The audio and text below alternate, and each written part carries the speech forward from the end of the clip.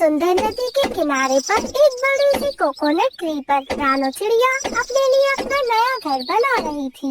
अरे अरे रानो, तुम ये क्या नया चक्कर चला रही हो? इतना बड़ा घर क्यों बना रही हो, वो भी नारियल का घर? चिड़िया तो हमेशा पत्ते और तिनकों से अपना घर बनाती है, फिर ये सब नया तरीका कहाँ से आया तुम्हारे दिमाग में? मिट्ठू भैया, आपको याद है जब पिछली बार तूफान आया था तो क्या हुआ था? उस वक्त कितनी तेज आंधी चल रही थी। उस तेज बारिश के पानी ने कितने छोटे छोटे घोंसलों को बहा दिया था। इसलिए मैंने सोचा है कि क्यों ना इस बार मैं ऐसा घर बनाऊं जो ज्यादा से ज्यादा मजबूत हो, जो आंधी तूफान बारिश सब कुछ झेल सके।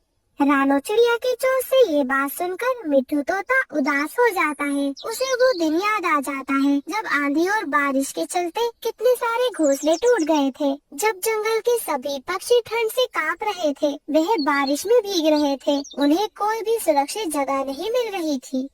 हाँ रानो, मुझे अच्छे से याद है, वो बहुत बुरा वक्त था, बहुत बुरा। तुम्हारा भी तो घोंसला गिर गया था ना रानो? फिर रानो चिड़िया आसमान की ओर देखते हुए कहती है, हाँ मिट्ठू भैया, वो रात मुझे आज भी याद है। मैंने अपनी आँखों के सामने सब कुछ खो दिया। बारिश की इन तेज बूंदों ने मेरी माँ को गिरा दिया और मैं कुछ भी ना कर सकी। वो मेरी छोटी सी दुनिया थी जो एक पल में उजड़ गई।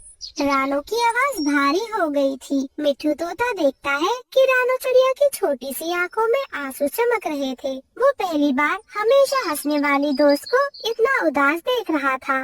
रानो, तुम सच में दिल की बहुत बड़ी हो। मैं भी तुम्हारी इसमें मदद करूँगा। अरे वाह वाह रानो, तुम तो बहुत समझदार हो। हम भी तुम्हारी इसमें मदद करेंगे। हाँ, ये नारियल तो कितने ज्यादा सख्त होते हैं, इसको काटने में तो बहुत ज्यादा मेहनत लगती होगी। और वे सब एक साथ मिलकर नारियल से एक बहुत ही सुंदर सा घर बना लेते हैं। वहीं दूसरी तरफ जंगल की एक चालाक लोमड़ी दूर से छिपी हुई ये सब देख रही थी। हाँ, ये जगह तो कमाल की लग रही है। बारिश से बचने के लिए एकदम सही। ठंडी हवा भी यहाँ तक आ नहीं पाएगी और सबसे बड़ी बात, यहाँ मुझे भरपेट दावत मिलने वाली है।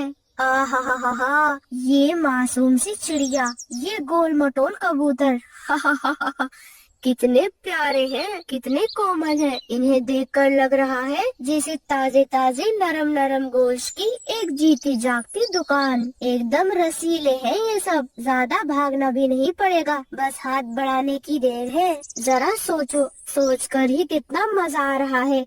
वह दुष्ट लोमड़ी न जाने अपने दिमाग में क्या क्या सोच रही थी। एक एक पंख नोच नोच कर खाऊंगी, पक्षी कर्राएंगे, फड़फड़ाएंगे, वो छोटी सी बेचारी चिड़िया की चीखें, और फिर वो लाल लाल गरम गरम नरम नरम मांस। वाह, स्वादिष्ट, मजा ही आ जाएगा। अगली सुबह एक भस्मासुर नारियल के घर के नीचे आके जोर जोर से चीखने लगता है। रानो बहन, यहाँ बहुत ठंड है, क्या मैं थोड़ी देर के लिए तुम्हारे घर में आ सकता हूँ? नहीं भस्मासुर भाई, ये घर सिर्फ चिड़िया और उसके दोस्तों के लिए है, और वैसे भी ये एक नारियल का घर है, तुम इसमें कैसे ही आओगे? अरे मैं तो सिर्फ थोड़ी देर की बात कर रहा हूँ। तुम सब तो कितने दयालु हो, एक छोटी सी जगह भी नहीं दोगे क्या?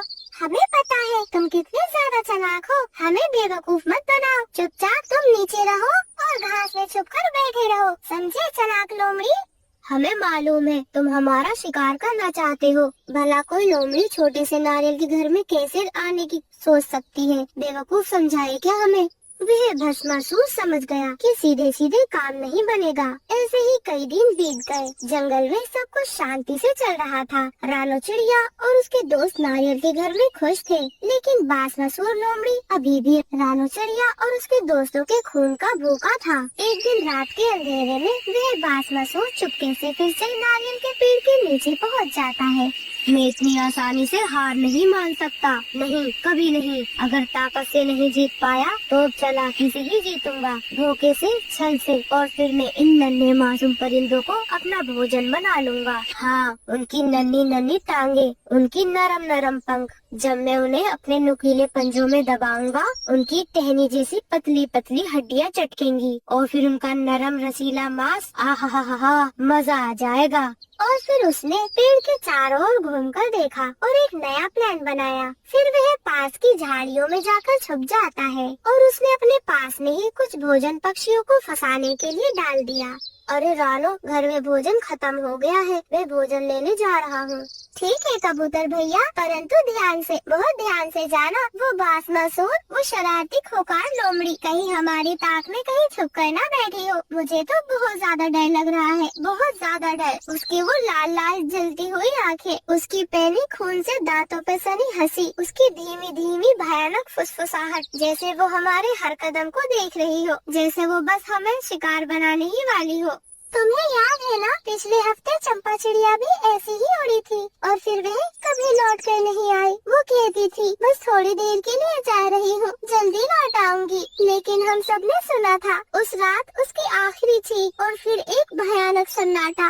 बुलबुल बहन, मैं नहीं चाहती कि फिर से वही हो। मैं नहीं चाहती कि हम में से कोई भी गायब हो। हमारी टहनियाँ पहले ही सोनी हो गई है। मत जाओ, अगर जाना ही है तो बेहद संभाल कर जाना, बहुत ज्यादा संभाल कर। बंटी कबूतर डरते हुए भोजन की तलाश में निकल जाता है। वो भी रानो की बातें सुनकर बहुत ज्यादा डर गया था। उड़ते उड़ते उसे भोजन दिखाई देता है।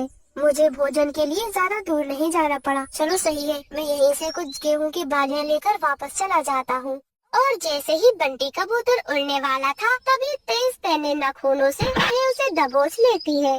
भस्मासुर, मुझे छोड़ दो, जाने दो मुझे। हा हा हा हा, जाने दूं, छोड़ दूं? हा हा हा हा, नहीं नहीं, अब कोई दया नहीं, कोई रहम नहीं। वह भस्मासुर उस बंटी कबूतर को अपने बड़े बड़े नाखूनों से उसे खा जाता है। ऐसे ही शाम हो जाती है। शाम तक जब बंटी कबूतर वापस घर नहीं लौटता तो रानो चिड़िया बहुत परेशान हो जाती है। मुझे तो डर लग रहा है, कहीं बंटी भैया उस भस्मासुर का शिकार तो नहीं बन गए होंगे। एक दिन जब जंगल के सभी पक्षी सो रहे थे, तभी नारियल के घर के नीचे से वह दुष्ट लोमड़ी एक बड़ा सा गड्ढा खोद लेती है और फिर वह नारियल के पेड़ को हिलाना शुरू कर देती है। रानो, रानो, रानो, पेड़ हिल रहा है, ये क्या हो रहा है? और फिर रानो चिड़िया और उसके सभी दोस्तों की नींद टूट जाती है। पेड़ जोर जोर से हिल रहा था। नीचे देखा तो भस्मासुर हंसते हुए पेड़ हिला रहा था। वह तो पेड़ को गिराने की कोशिश ही कर रहा था। हा हा हा हा, तुम सबको घर से बाहर निकलना ही पड़ेगा और तभी तुम सब मेरी भूख मिटाओगे। जैसे मैंने तुम्हारे दोस्त कबूतर को खाया है, वैसे अब तुम्हें भी। हा हा हा हा। नहीं, कभी नहीं दोस्तों, हम सबको एक साथ मिलकर इसका सामना करना होगा। हमें इस लोमड़ी से अपने दोस्तों का बदला लेना होगा। और फिर सब सोचने लगते हैं कि आखिर क्या किया जाए। तभी बुलबुल की दिमाग में एक आइडिया आता है। रानो, हम एक काम करते हैं, हम इस पेड़ से बड़े बड़े नारियलों को गिरा सकते हैं। और फिर सबने एक एक कर मेहनत करी। सबने जोर लगाया और बड़े बड़े नारियल उस भस्मासुर के सर पर गिरा दिए। अरे मेरा सर, ये क्या किया तुमने? उसका दिमाग तो घूम गया और वह उल्टा ही भाग गया। और फिर सभी दोस्तों ने एक दूसरे को गले लगाया। रानो, तुमने तो कमाल कर दिया।